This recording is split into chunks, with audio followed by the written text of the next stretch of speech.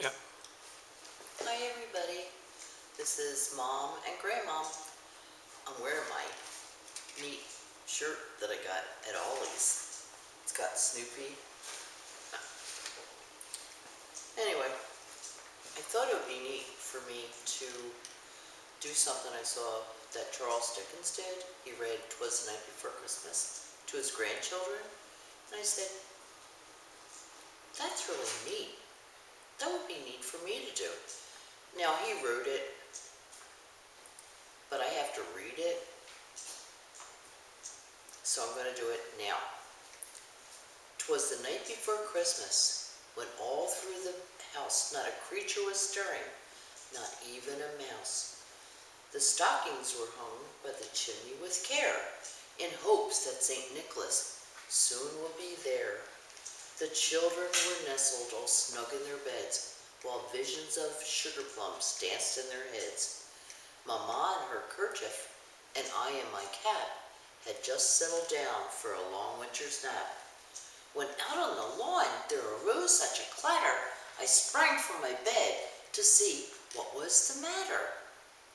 Away to the window I flew like a flash, tore open the shutters and threw up the sash. The moon on the breast of the new-fallen snow gave a luster of midday to objects below, when what to my wondering eyes should appear but a miniature sleigh and 8 tiny reindeer, with a little old driver, so lively and quick, I knew in a moment it must be St. Nick. More rapid than eagles, their coursers they came, and he whistled and shouted and called them by name. Now Dasher, now Dancer, now Prancer and Vixen, on Comet, on Cupid, on Donner and Blitzen, to the top of the porch, to the top of the wall, now dash away, all. As dry leaves that before the wild hurricane fly, when they meet with an obstacle, mount to the sky. So up to the housetop the coursers they flew, with a sleigh full of toys and St. Nicholas too.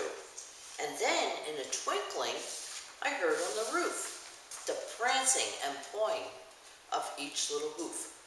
As I drew in my head and was turning around, down the chimney St. Nicholas came with a bound.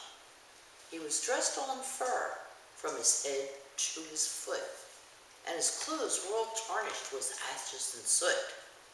A bundle of toys he had flung on his back, and he looked like a peddler just opening his sack.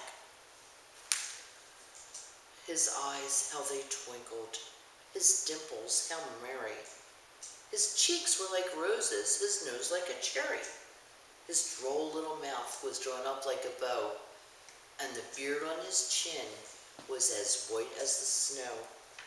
The stump of the pipe he held tight in his teeth, and the smoke it encircled his head like a wreath. He had a broad face and a round belly that shook when he laughed like a bowl full of jelly.